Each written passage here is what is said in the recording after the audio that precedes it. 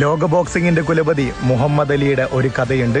തൻ്റെ വീട്ടിലേക്ക് ആവശ്യമായ സാധനങ്ങൾ മേടിക്കുന്നതിനു വേണ്ടി താനും അമ്മയും ഒരു ചേരിയിലൂടെ നടക്കുന്ന സമയം, അന്നാട്ടിലെ ഏറ്റവും മോശപ്പെട്ട ഒരു ഗുണ്ട തൻ്റെ അമ്മയുടെ മാനത്തിന് വില പറഞ്ഞ സമയം.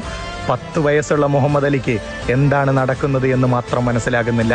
ഒരു കാര്യം ആ കൊച്ചു ബാലന് മനസ്സിലായി, തൻ്റെ അമ്മയ്ക്ക് ഇതിഷ്ടപ്പെട്ടിട്ടില്ല. തല താഴ്ത്തി കരയുന്ന തൻ്റെ അമ്മയ്ക്ക് ഇതിഷ്ടപ്പെട്ടിട്ടില്ല എന്ന സത്യം മനസ്സിലാക്കി തൻ്റെ ജീവിതത്തിലെ ആദ്യ കിക്ക് 6 അടി വലിപ്പമുള്ള ആ തെരുവ് ഗുണ്ടയുടെ മൂക്കിനിട്ട് കൊടുത്ത് ആ പയ്യൻ അവിടെ നിന്ന് നടന്നുപോയി. പിന്നീട് നടന്ന ചരിത്രം ലോകത്തെ അമ്പരപ്പിക്കുന്ന ഒരു ചരിത്രം.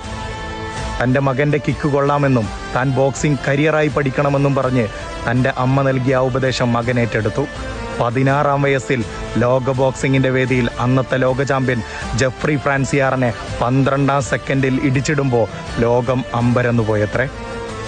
തുടർന്ന് കളത്തിലിറങ്ങി വരുന്ന മുഹമ്മദ് അലിയോട് മാധ്യമ സുഹൃത്തുക്കൾ ചോദിക്കുന്നുണ്ട്, എങ്ങനെയാണ് ലോക ചാമ്പ്യൻ ഇടിച്ചിടാനായത്? അന്ന് മുഹമ്മദ് അലി ചിരിച്ചുകൊണ്ടൊരു മറുപടി പറഞ്ഞു, തൻ്റെ 10-ാം വയസ്സിൽ സ്വന്തം അമ്മയുടെ മാനത്തിന് വില പറഞ്ഞ തെരുവുകുണ്ട കിട്ടുകൊടുത്തതിൻ്റെ 4-ൽ 1 നിങ്ങളുടെ ലോക ചാമ്പ്യനിട്ടിട്ട് ഞാൻ കൊടുത്തിട്ടില്ല